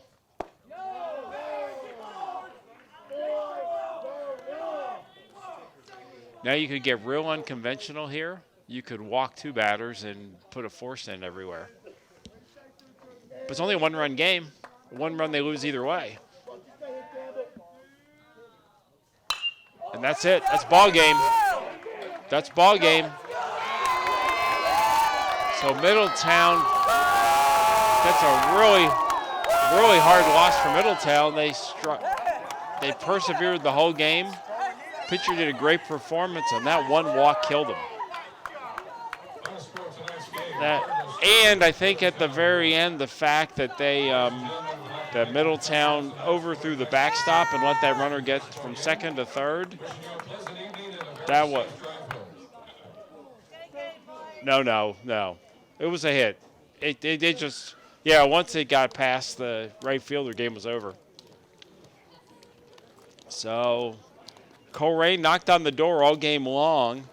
Had some opportunities, and at the end, in the bottom of the 7th inning, the one play that gave Colerain life was that leadoff walk. Kirby had a great pitching performance, actually a great pitching job by Colerain pitcher too.